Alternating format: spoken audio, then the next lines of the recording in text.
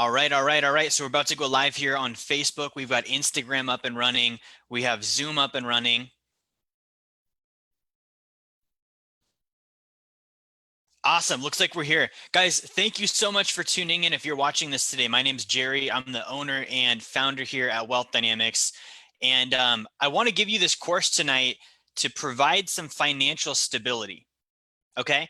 And what I want to go back to is the stuff that I've been teaching my clients for the last 2 years, for the last 3 years, is stuff that's gotten them prepared. I keep getting texts from clients saying, hey, I haven't lost money. Still got my cash flow payment last month. I had a client text me probably 2 weeks ago. He's like, dude, if I don't have work for 3 months, I'm fine because I have money set aside, because he's been following our plan. So I want to really share like what we're teaching our clients here to give them financial stability right now and to help them be ready for events like this. Okay. So really quick background. So a little bit about me. I own a company called Wealth Dynamics. If you're just tuning in and you don't know what that is, my personal mission in life is to create financially educated and wealthy families all around the world who can navigate their economic futures with certainty and be able to help build better and stronger communities around them. Okay, more prosperous communities around them. And what that looks like is, first understanding money. Okay, so again, my story as a kid, I didn't understand money. Most people in my life didn't understand money. My parents didn't. I didn't have mentors that did. It wasn't being taught to me in school. So it generally wasn't something that I understood, and it wasn't something that I was winning with. And so it was kind of like this confusing topic when I was a kid. Like I would see, my parents get divorced over finances, house got foreclosed on over finances, my mom's car got repoed over finances. We lived in a tent for 8 weeks because of finances. We lived in the trailer in the back of an old man's yard for an entire year almost because of finances. So it was one of those things where I grew up and I was like, all right, money is hard. That was my reality. Money is hard, because if it wasn't, why is my family having so much trouble with it? Why are we being such an effect of money instead of being cause over money? And as I started getting older, I started to study about money. And I remember when I was 16, 17 years old, I first learned that the dollar wasn't backed by anything. I didn't know that. I thought the dollar was backed by gold. Like that made sense to me. We have vaults and banks and there must be gold somewhere and all this stuff. And I learned the dollar wasn't backed by anything. And I can remember consciously having the thought that if the dollar's not backed by anything and essentially it's not real, why am I going to spend my time working for it? Like I remember like actually like physically having that thought and quitting on money probably at the age of 16 or 17 as I was driving in my car to work one day. And I was like, man, I'm just not going to participate. And so I did that for a couple of years. The result of that is my first year of marriage, I was homeless. Like literally living like as a what do they call them? Squatters. We were squatters for like 3 months, 4 months maybe in this house out in the valley. Okay, that was the result. That was where that led me to. And so what I realized is that money in the economy happens whether I decide to participate or not. Okay, who else has experienced that where you've not wanted to participate in the economy? You've been like, nope, this is not for me, but the economy forced your participation. It said, nope, you're coming to work, you're paying bills, you're gonna have to pay for this, you're gonna have to pay for that, and it's not really an option unless I want to go live homeless in the woods somewhere, right? I don't want to do that. I think most of us don't want to do that. And so, like, as I started learning more about money, I realized there's really three options with money. Okay, the first option is I can quit, which is what I initially did. I quit. I was like, yeah, I'm not gonna do this thing. Okay. The second option is I can live in denial. I can pretend everything is okay. I can do it all my friends and family are doing. I can just go through the 401k and the home mortgage and the SBA loan and all the stuff that we're doing and pretend like everything is peachy and just not confront, and I'm just going to ignore the other stuff. Right? That was an option that I had on the table. The third option was I can build so much wealth that I literally do not have to think about money. I do not consider it. Okay. Now I've always been a go-getter. I know a lot of my clients are the same way. A lot of my followers on social media are the same way. When I get a target, I get something I want to go after, I just jump on it. And so I saw, all right, well, if I'm really gonna do this, like if I'm really gonna have to work and I'm really gonna have to pay bills and I'm really gonna have to somehow participate in this economy thing, I'm gonna choose the third option. I'm gonna go get so much wealth that I don't have to think about it. That was my realization. And so since then, I've been pursuing that. Now, when I first started, check this out. When I first started, I went down the route everyone goes down. Like anyone that is educating on finances is going to go down the path of get out of debt, budget really hard, max out your retirement plans, get your employer match, use tax deferral, try and pay off the house. And that's all the stuff I was doing. I was doing like to the degree that I actually became a professional at teaching people how to do that. That was my profession. I was a financial advisor. I worked with Dave Ramsey for probably 3 or 4 years nationally in 8 or 9 different states across the country, working with clients and teaching them how to do exactly that. Okay. How do I invest in my 401k? How do I diversify? How do I dollar cost average? How do I do all of the stuff that I've been told to do? Okay. And what happened was this very plan unfolded in front of my eyes. The idea is that we do all this stuff until age 60, right? And then when we're 60, we can suddenly retire and everything is great, right? So I was teaching people to do this plan. A lot of you might not know this about my story. My mom was one of my clients. She's actually my very first client, like, and kind of classic, right? And so I sat down with my mom and I started working with her on, all right, mom, let's build your retirement plan. And she was the first person that signed up, put her into a fixed indexed annuity. That was all I had at the time that I had access to. Thought it was a great product. And she was like probably 57 at the time, maybe 58. And so we're doing all this. And at age 60, my mom gets diagnosed with stage 4 colon cancer. 6 months later, dead. Literally the plan that I was like saying, let's get you to 60. 60 is the age. You do all this stuff until you're 60 and then you retire. I watched that not work with one of the people in my life that I loved the most, that probably had some of the most impact with me. Okay, could you imagine like the perspective of that, where I'm like, I'm thinking with, all right, like I've studied all of the experts. I listened to Dave. I listened to David Bach. I listened to the Latte Factor, and I read the Get Rich When You're a Millionaire Next Door. But I did all of this stuff, and I taught all of this stuff, and then I watched that literally not work. That was powerful for me in good ways and bad ways. And so what I came away with was, man, what if I do this and I don't even live long enough to enjoy it? Right? What if we keep putting it off and then it just never happens? And then we put all this stuff off until 60, and then 60 doesn't show up, or 60 looks a whole lot different than we thought it would. So that lit some urgency under me. Okay, as far as like, what are actual wealthy people doing? What are wealthy people doing? Now, I have this mentor, and I'm lucky enough that at the time he was a mentor. Now he's actually a business associate of mine. We do a lot of business together. And when I was a kid, his son was my best friend. We're still great buddies today, but in middle school and high school, we were like inseparable, right? And so I would go over to my buddy's house and I would go to see, their family and hang out with them before, church events and sporting events. And his dad never went to work. And I was so confused by that because at times my parents didn't go to work either. And I knew that meant they were unemployed at that time. And we probably had food stamps and other things coming in, right? I was a food bank kid. I was a free lunch kid in high school. Right? So I would go to my friend's house, and his dad would never be actually at a job. I didn't know what he did. He didn't have like a 9 to 5 schedule. He literally just home in the middle of the afternoon at 3 p.m. But the thing is they were wealthy. Right? And this was something like, this was when I was 15, 16, 17. So I'm going back and recollecting this memory. I'm like, all right, what did he do? What did this guy do? Like, why was he in a position where in his mid 40s, he was able to be home at 3 p.m. in the afternoon and not have to go to work right now? And so I started going back, and I actually talked to him when I first became a financial advisor, and I pitched him the same product I pitched to my mom, right? He actually was not interested. He knew the product better than I did. And on the way out the door, he said, hey, Jerry, when you're ready to learn how money really works, I want you to come talk to me.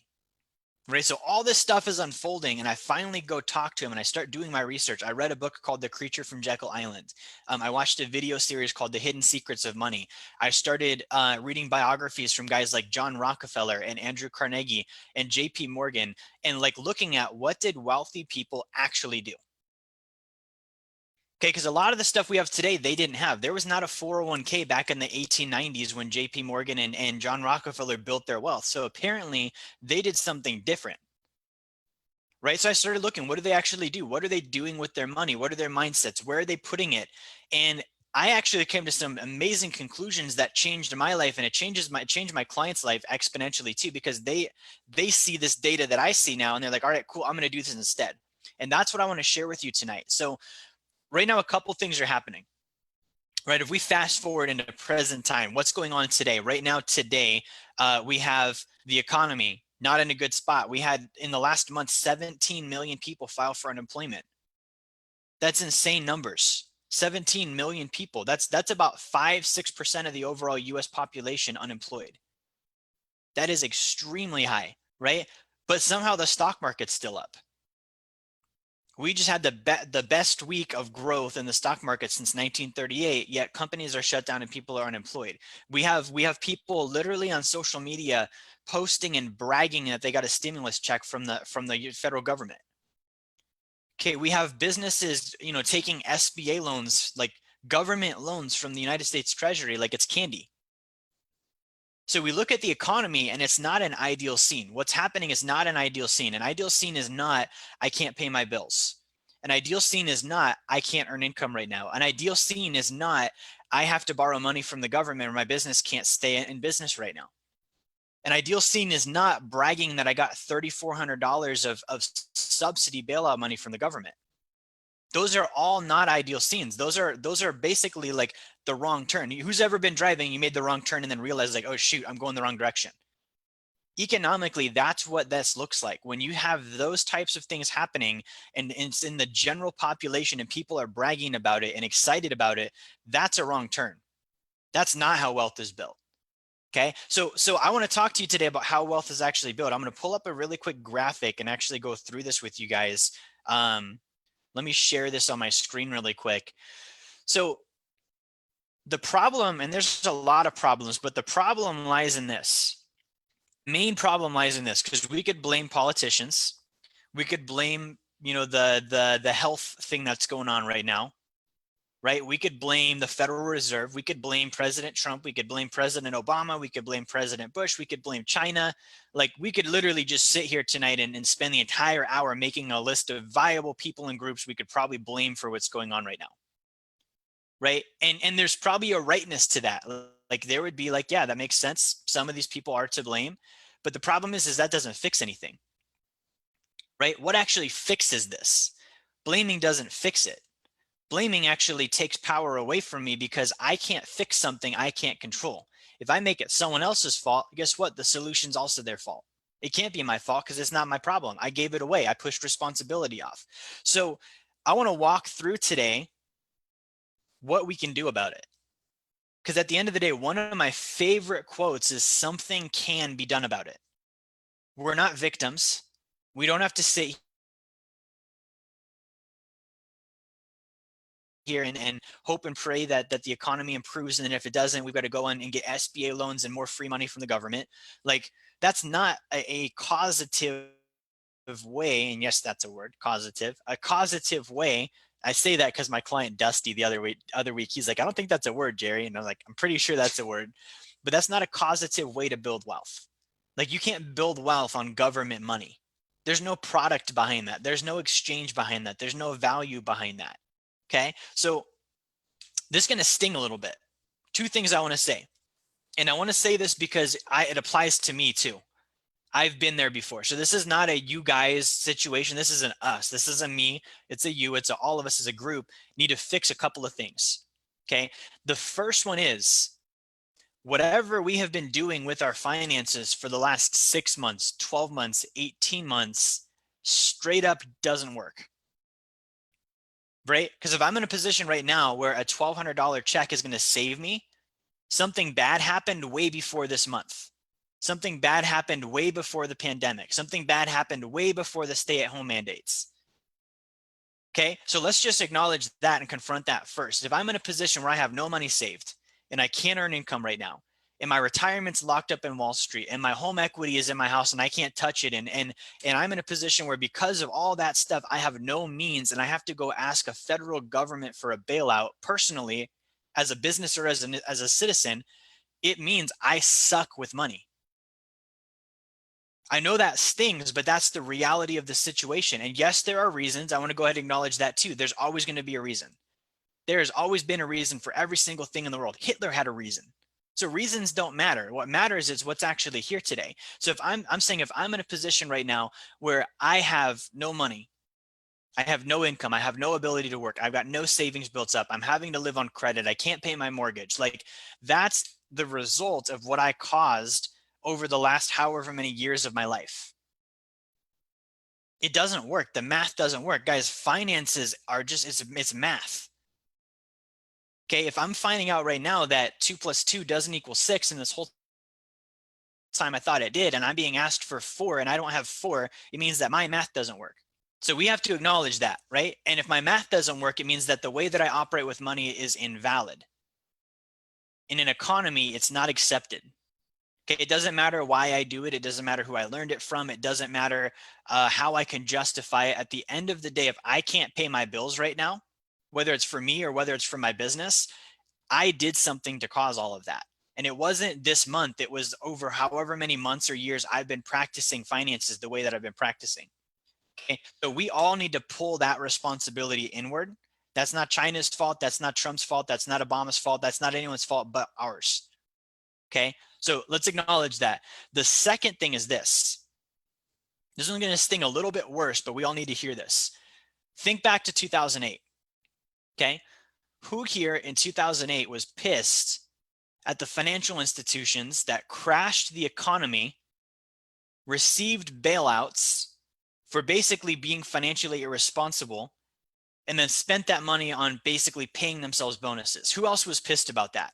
I was. Okay, I was in freaking high school. I was in 10th grade at the time. And I knew enough to know that's not right. That's wrong. If I was bad at business, if I sucked with money, I shouldn't get bailed out. I should just fail, because that's what happens to me in real life. If I'm actually running my business poorly, no one's going to come help me. I just fail, right? Same thing with personal finances. If I'm running my finances poorly, I just fail. No one comes out and bails me out. So that's not how the world works. So most of us in 2008, we were upset, right? Because we saw our mortgages get foreclosed on. We saw our 401ks go away. We saw our jobs go away. We saw unemployment happen. Okay, that was upsetting. And it was even more upsetting to see the financial institutions that caused it get bailed out. And it was even more upsetting to see that when they got bailed out, they basically took that money and they paid themselves bonuses with it. They didn't even do smart stuff with it once they got it. Okay, so I want you to go back to that moment of upset. All right, how was I thinking during that? Like, was I happy with that? Was I upset with that? Yeah, let me zoom in. We haven't talked about the infographic here yet, but just basically in 2008, if I was upset right now, am I taking a bailout? Okay, am I the one right now getting the SBA loan? Am I the one right now getting the subsidy check? See, now the shoe's on a different foot. Now it's on us. Was I the irresponsible person or company that basically squandered my money, and when a crisis happened, I had to be bailed out at the cost of the taxpayer? It's easy to get upset at corporations, and rightfully so, but I'm saying that it's kind of hypocritical for me to be upset about what happened to them in 2008, and then I'm going to turn around and do the same exact thing in 2020. I'm going to receive the bailout money this time. Like, no, that's not okay with me. Just to disclose, I'm not taking SBA loans. I'm not taking payroll loans. I'm not going to take a subsidy check. I live in the state of Alaska. I get free permanent fund dividend money. I haven't applied for it in like 3 years, 4 years. So it's this mindset of personal responsibility with finances. Is this mindset of I've got to make sure the math works. Okay. So here's the deal. I'm going to take some of the hit off you guys. Okay. So definitely that is a responsibility thing we all need to have. That's a mindset we all need to have. At the end of the day, though, here's the issue. The average income right now in America is about $5,000 per month. Okay, about $5,000 a month, 60 grand a year, right? That's the normal income for American families. Before we even get paid, about 70% of our paychecks go to financial institutions. Okay, this is not to blame. I'm saying this is a fact, right? We're in fact land right now. So we're not looking at like scapegoats that we can say, oh yeah, that's the reason why I couldn't save money. No. I'm saying that's a problem. I'm going to identify that as the problem and help you guys fix that tonight. But I want you to see that that's been going on in the background. Primarily, it's I haven't had a plan. I haven't had personal responsibility. And if I'm broke right now, that's the main reason why. And also, it doesn't help that 70% of my money goes to these financial institutions before I even get paid. Okay, so check this out. Mortgage payment, right? Most of us have a mortgage payment. I actually don't, I rent, right? I realize the mortgage is not a great thing for me, so I don't have one, but most of us have one, and the average mortgage payment is around $1,500 a month. Okay, that's if I want to have a roof over my head. So before I even earn anything, $1,500 out the window to my bank to cover my mortgage, right? That's a chunk. If I only made 5 grand, that's a chunk of my income. Okay. Now, the other thing next is car payment. The average American has a $500 a month car payment. Now, I'm not against car payments. I have one, right? But I'm saying that if I'm only making 5 grand, for me to be spending 10% of my income on a car makes no sense. That's another $500 a month that goes right off the top to a financial institution. Okay. What's another one? Credit cards. I think the average credit card payment's about $200 a month. So that's, again, I borrowed money because I didn't have money. That was the real problem. I didn't have money. I'm going to continue to not have money if I don't fix the things I'm talking about today. But I had to borrow money because I didn't have money. And now there's another $200 a month skimmed off the top before I even get paid that's owed to a financial institution.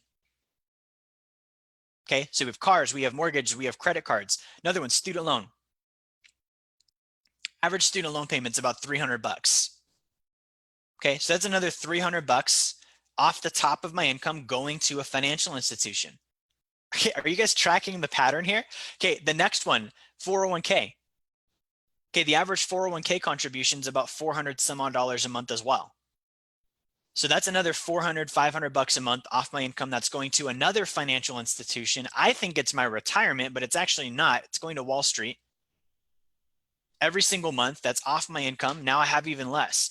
What about health insurance?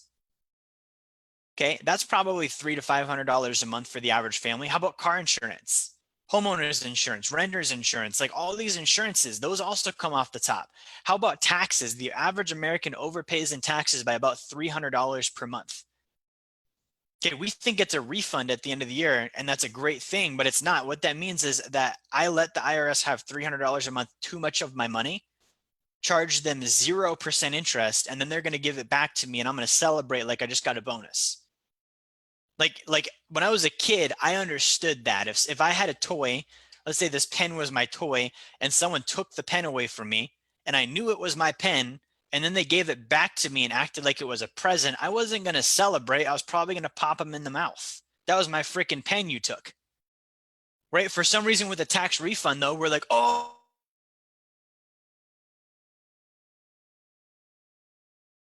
it's a bonus. Okay, so when we total all of that up, that is about 70%. 70% of our income going to financial institutions before we even get paid. Okay, now I wasn't even talking about the actual taxes you should pay. I just said overpayment of taxes, $300 a month.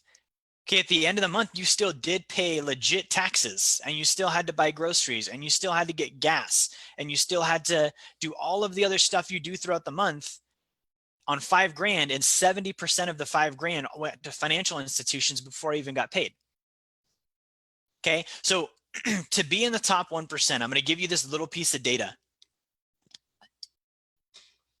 To be in the top 1%, the number one trait of a top 1%er is saving 40% of their gross income. 40%, 40 of their pre-tax income. Now, the average person is going to hear that and say, hey, that's impossible. I can't save 40%. Okay, and I'm going to agree and disagree. I'm going to say right now, most people can't. The reason why is 70% of their income is going to financial institutions, and they're not paying themselves first. These institutions have figured out how to get 70% of the average American's paycheck every month for the rest of their life. Like, that should concern you deeply. You should be like, man, that's literally more than 2/3 of what I earn. I don't even get. It goes to other institutions that are, by the way, already wealthy. They don't need it. I need it. I need to build wealth with my income. That's the purpose of having income. So I have to look at, how do I get that money back? That's thing number one that we're going to go over tonight. Thing number two is this. The average person that works like a 9-to-6 job, let's say, 9-to-6 schedule. Let's say that's pretty normal. I even think that's a little bit excessive. 9 to 5 is 8 hours a day. 9 to 6 is 9 hours a day. So the average person that's working a shift job might be 9 hours. Usually they're about 8, but let's call it 9. Okay, that person, let's say you get home at 6 p.m. and you go to bed at 11. That's 5 hours a night. Okay, 5 hours of free time that most people, granted, if you have kids, there's some time that's going to go to just monster issues with kids, right? But a lot of that time is also TV. A lot of that time is also social media. A lot of that time is also just like vegging out and not doing anything. It's consumption, right? So the other part of the equation is that my free time should go towards producing income, right? The problems are this: I have 70% of my current income going to financial institutions, and I have about 30 hours a week that I don't use. If I were to fix those two problems for anybody on this feed could save 40% of their income, no problem. Okay, so I'm going to go through how to fix this tonight, but I want to make sure that we see that that's the issue, right? So like the symptom is I'm not saving. The symptom is I'm not earning enough income. The symptom is I might feel broke right now. The symptom is I need to get an SBA loan or a government subsidy or a stimulus check or whatever name you want to call it. It's bailout money. Those are all symptoms. The root cause behind it is A, financial illiteracy, meaning I don't know how money works, truly know how money works.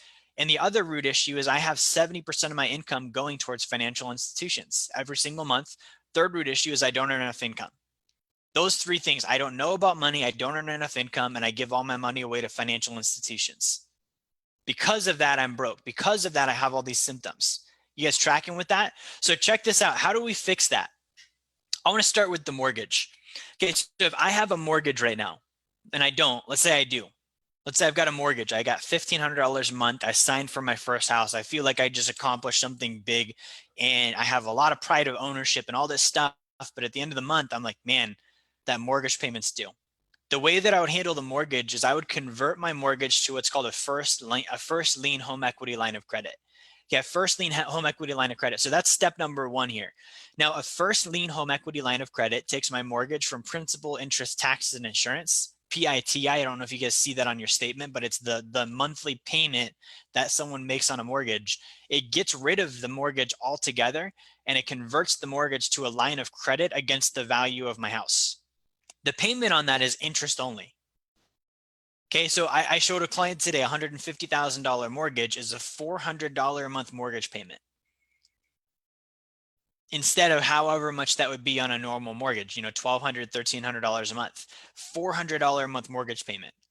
If I was spending $1,200 a month on a mortgage and I lowered that down to $400, guess what? I now have $800 back in my budget. Boom, like that, $800 a month.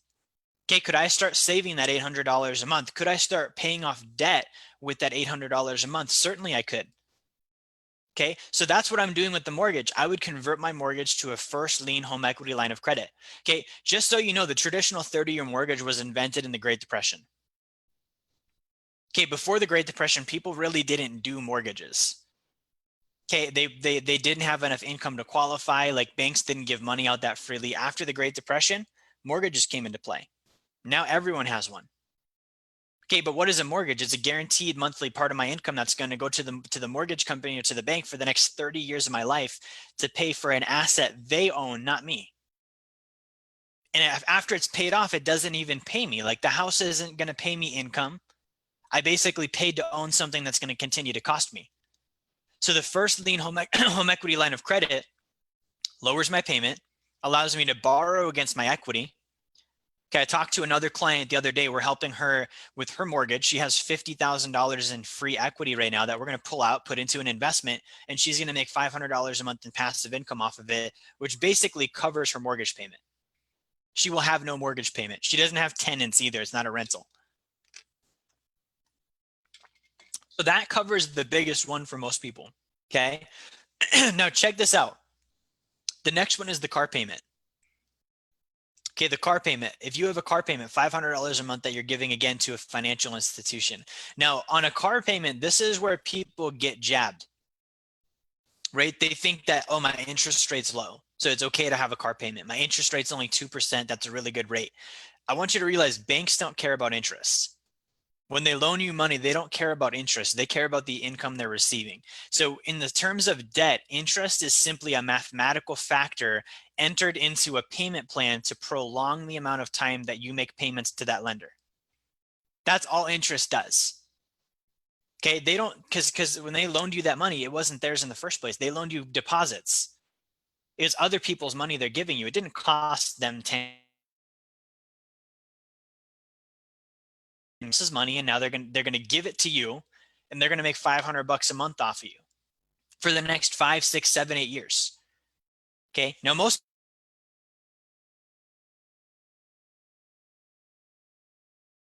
people pay maybe 4 or 5, the fixed amount of monthly income for the average person that's going to go to a financial institution for the good part of their life.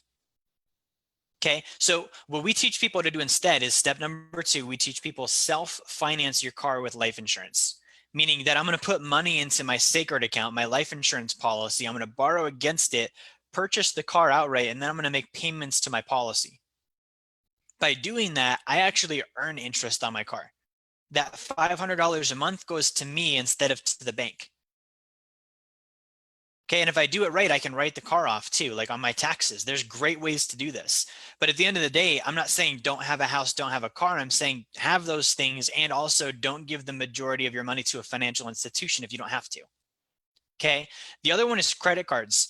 Now, I see a lot of people with credit cards that they have good intentions of paying off debt. I've been there. Okay,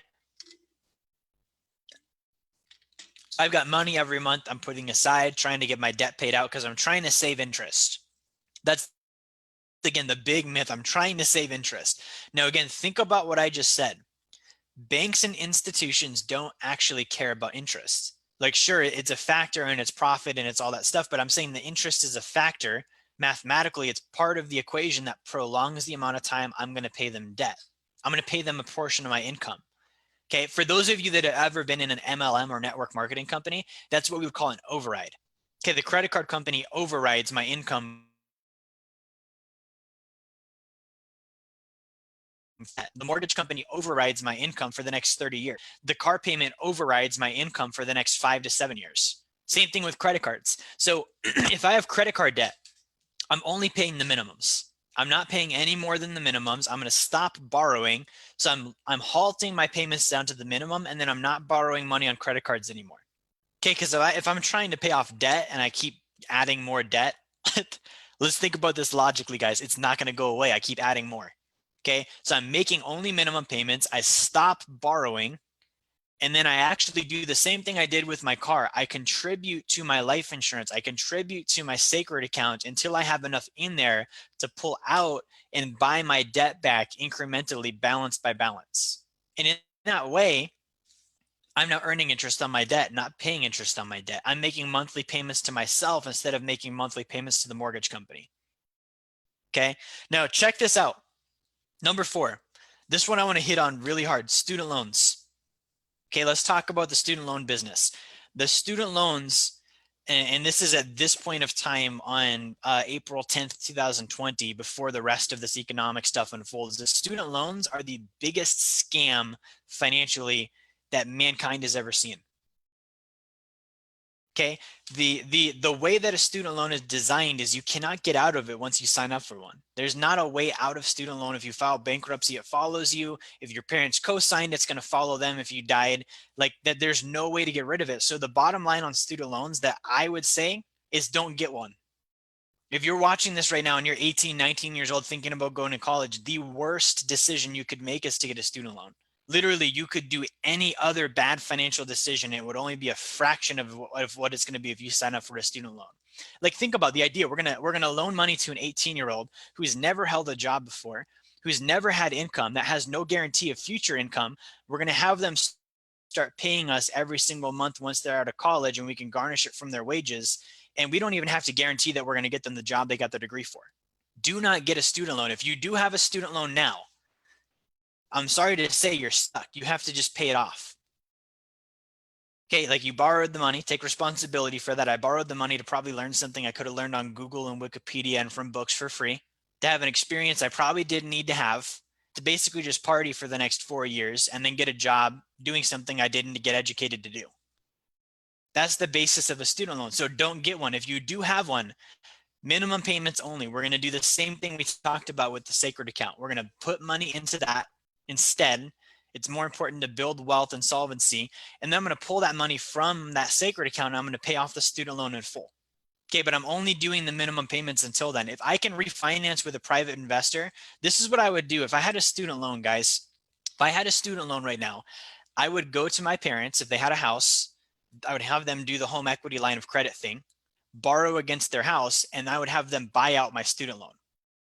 Then I would make payments to them every month instead, right? That way I'm out from underneath the student loan. I have some flexibility with my lender, which is now my parents, and they have retirement income. Like that's a win-win-win situation, right? But that's the beauty of it, is like there's ways to do this where I don't have to be in that situation. If I have a student loan, like I'm stuck with it. Okay, the student loan is money coming from the US Treasury. Like that's where most of these are coming from. If it's public student loan money, it came from the Treasury, meaning you borrowed it from the government, and no different than income tax, there is no way out. You will pay that thing until you're dead, and once you're dead, it's going to follow whoever co-signed you. Okay, so those are the things I do. If I had a student loan paying $300 a month, I'd try and get that down as far as I could, maybe refinance it, consolidate it, whatever I've got to do to get the payment lower, put the money in the sacred account on the difference, pay that off, or see if I can refinance with a private investor and restructure to more favorable terms. That would be my strategy. Now, I want to take a really quick pause. At this point in time, it's the biggest scam, okay? I honestly believe the SBA loan is going to be the next student loan. Think about this, guys. The SBA loan is the Small Business Association's loan on basically this whole COVID-19 thing. Right? Businesses that can't make money, they're borrowing money from the government, they're getting payroll loans. There's a lot of legislation, there's a lot of fine print, but the bottom line is probably the majority of these loans are going to be used for fraudulent activities, meaning that people are going to take the loan out and use it for stuff that the Treasury didn't intend for it to be used for. They're not going to be forgivable. And I still have to pay it. Now, check this out. If I owe the Treasury on an SBA loan, they can use my business as collateral and they can use my personal assets as collateral. So imagine basically the federal government being the first lien holder on your house or on your business or on your equipment. That's not a position I would want to be in. Because just like a student loan, there's no way out of that. If I owe the US Treasury, I owe the US Treasury. They're going to get their money out of me one way or another. So I'm fearful for a lot of these business owners that are taking SBA loans right now because they're literally like on the verge of giving up their freedom in the future. Okay, not to get conspiracy theories, I think the same thing though is about to happen with mortgages. If you're going into forbearance and default and deferments, that money will come due. And if you're not able to pay it, guess what? Foreclosure happens. Now, I don't think that the US Treasury is going to let everyone foreclose or be foreclosed on and go bankrupt and lose their homes. So I think they're going to come in and bail out homes too and say, we'll pay off your mortgage. You just owe us now every month. That's my prediction. Speculation, but that's what I think will happen. And why I say that is because just like the student loan, that type of debt you will not get out of. And those are the last people you want to owe. Okay. Now, if we scroll down here, the next one is retirement. Okay. The next one we're talking about is retirement. Okay, the average person, they do at least a 4% match or a 3% match. Even if they're my age or younger. I talked to a couple that's about to get married this next month here, and after discussing it with me, they've halted their retirement contributions, but prior to that, they were contributing and getting their match. Okay, think about this. They're 23, maybe 24 years old. They can't use this money till they're 60. Between now and 60, they're giving up control of that money. They're not only giving up control of that money, they're giving the money to a financial institution. Not only a financial institution, they're giving it to freaking Wall Street. Okay, go watch The Big Short and tell me if you trust Wall Street after watching that movie and you really feel comfortable giving them $400 a month till you're 60. Basically on IOUs, like hopefully it's going to be there when you turn 60. So on retirement plans, if I am trying to build wealth today, it does not make sense for me to lock up money until tomorrow. So I recommend on retirement plans, stop contributing. Don't put money in the 401k. Don't put money in the IRA. Don't put money in the Roth IRA. Those are literally a business agreement between Wall Street and the IRS.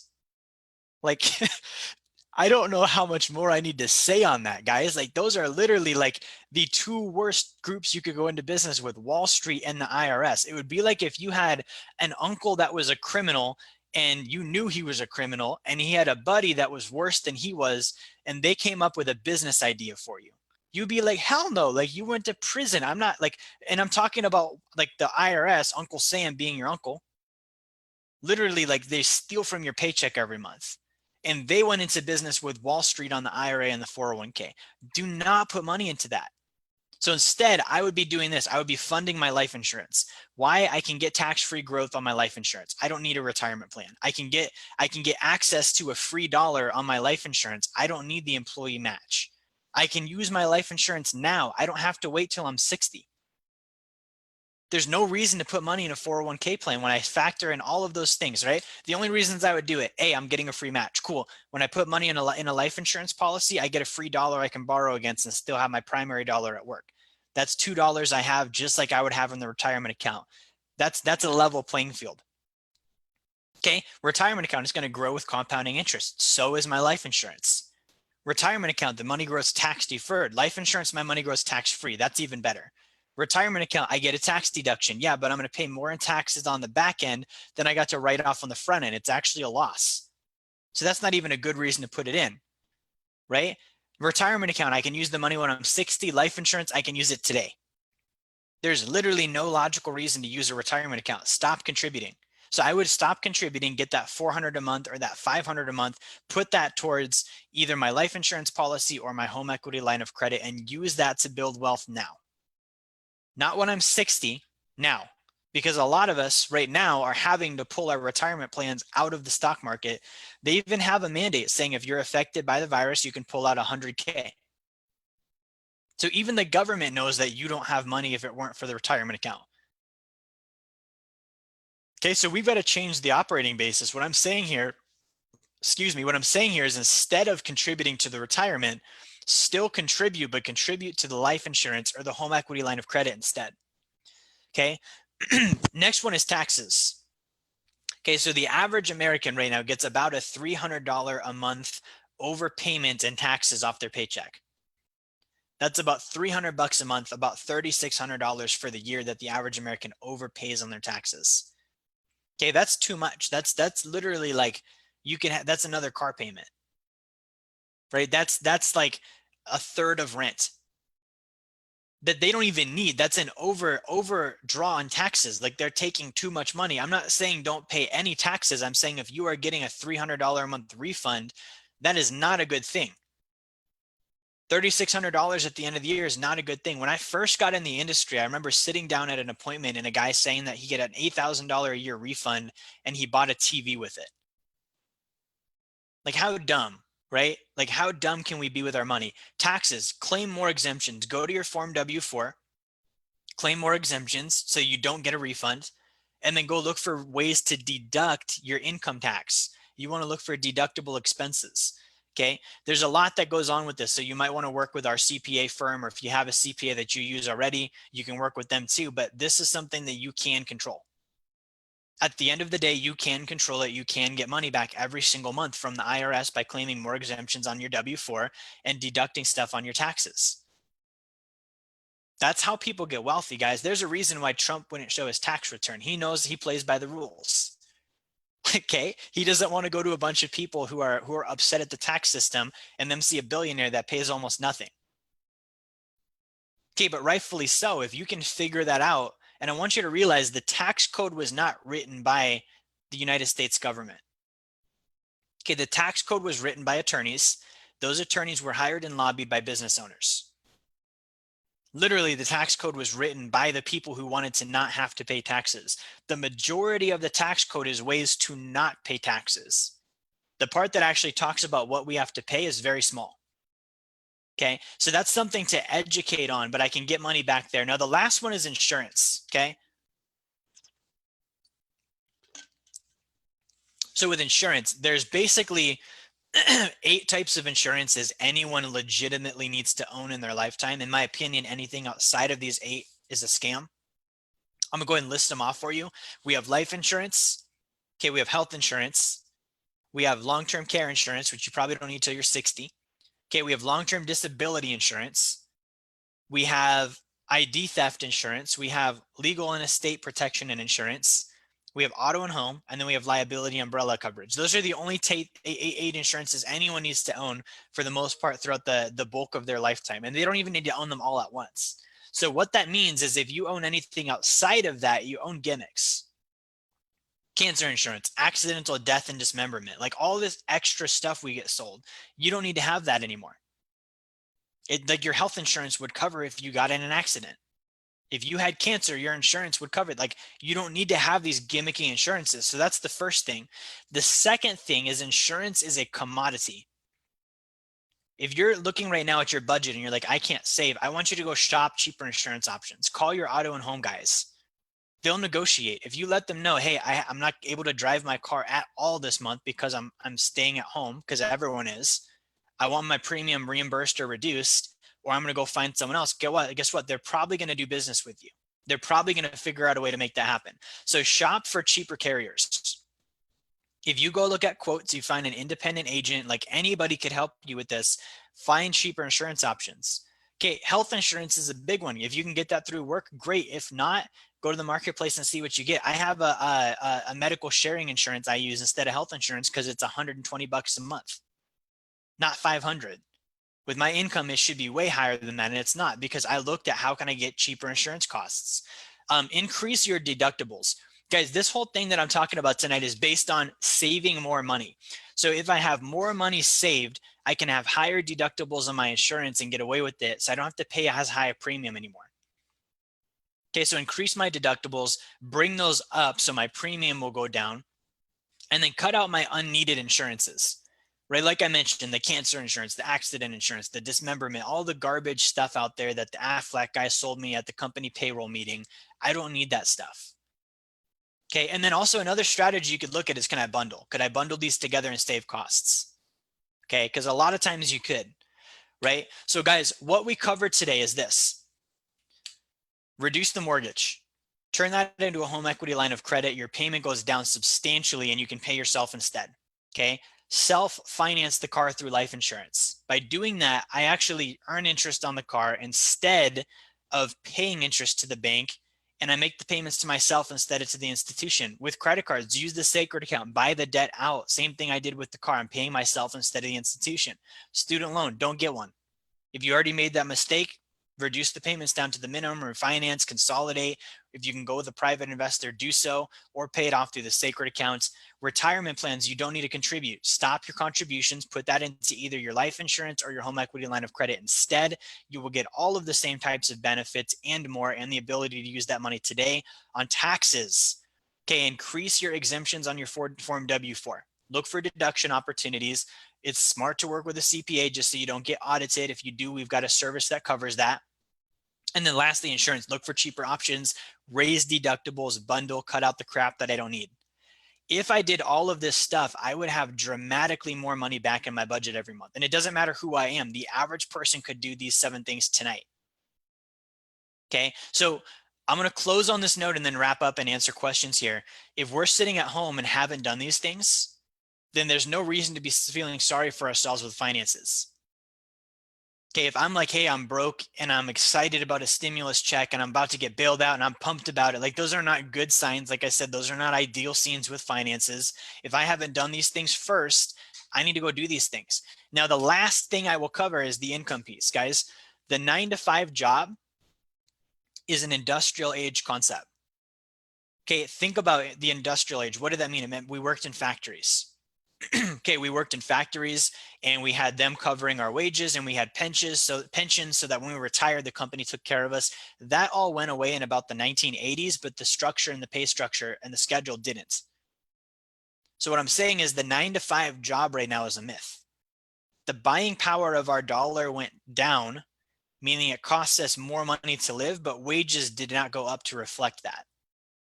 Unfortunately for us, that means we do have to work more.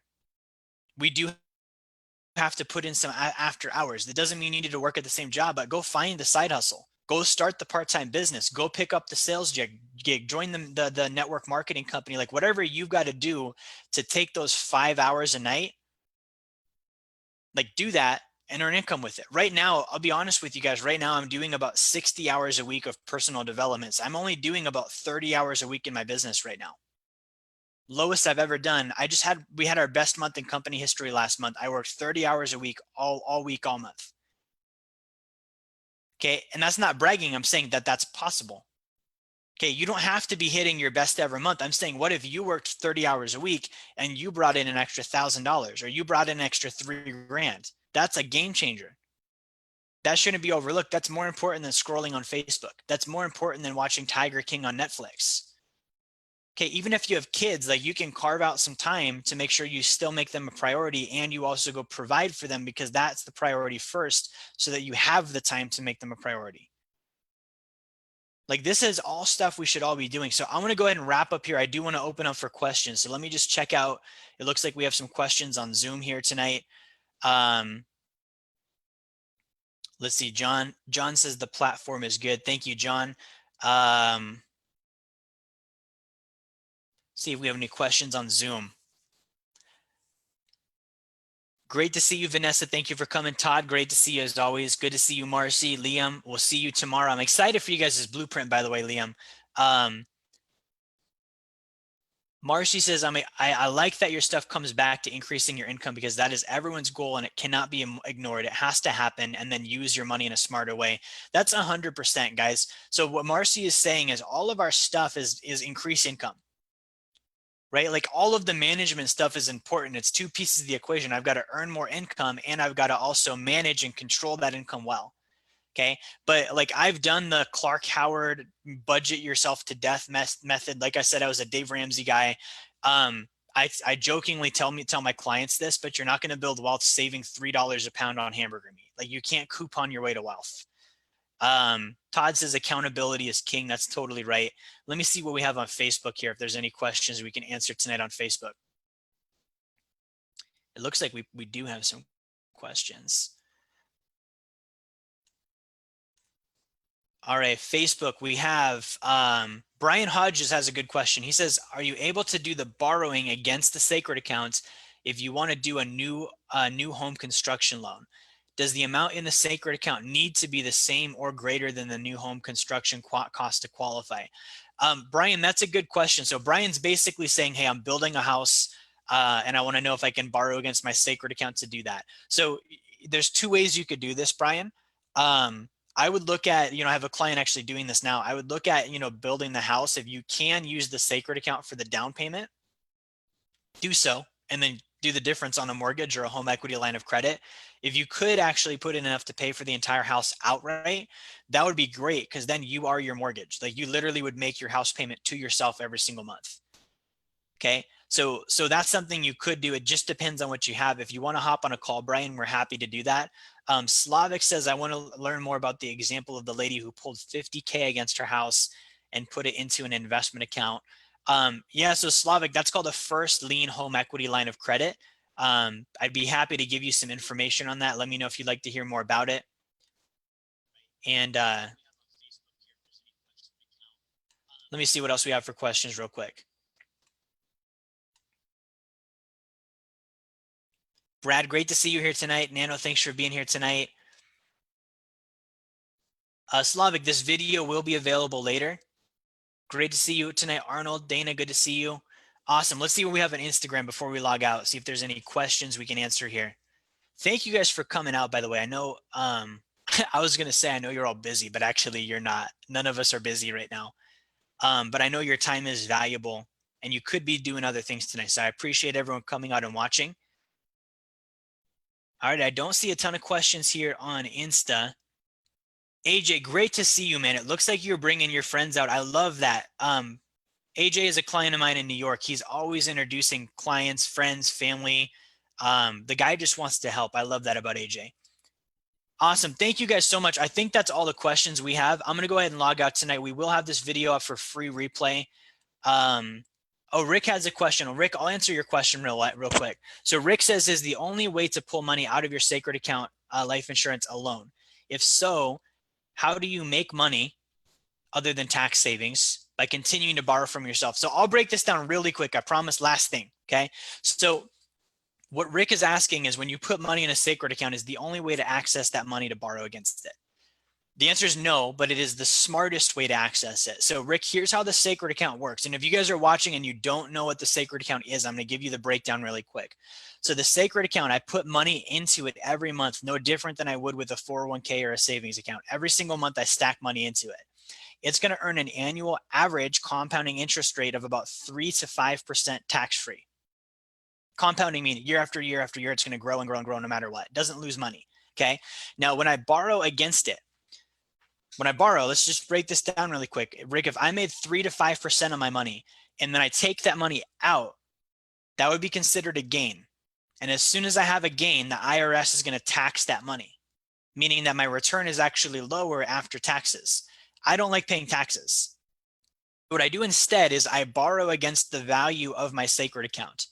By doing that, I technically never took a gain because the IRS can't tax a loan. A loan is not an income. It's not a capital gain. The IRS can't touch it. So the interest rate, the net interest cost, if I set this up correctly, is only going to be about 2 to 3%. Now, because I borrowed against my money, Rick, my actual money is still in my account. Okay, my money is still in the account. It's still earning 3 to 5%. So while I'm borrowing at 2 to 3, I'm still earning 3 to 5. So I'm making money on that by being profitable. Simultaneously, that money earns 3 to 5. I pay 2 to 3. I make that profit spread in the middle. And then I'm going to take the money I borrowed and I'm going to either go invest, or I'm going to pay off debt, or I'm going to do something smart with it that earns maybe an 8 or a 10 or a 12% return. So that's the way to be profitable. Yes, I could just pull money out of it, but I would be actually like not getting the benefit there because I would have to pay taxes, and I also wouldn't have my money simultaneously growing while I use it. So the whole idea is that I'm earning 3 to 5 while I borrow, and it only costs me 2 to 3% to do so.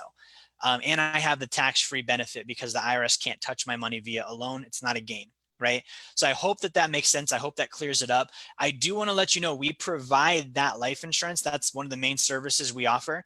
I would say 99.9% of insurance agents design those incorrectly. I've even had clients that decided to go with someone else instead of us. When I found out what they had, it's like, yeah, you got ripped off. Like, I don't know what else to tell you. So it has to be a very special design.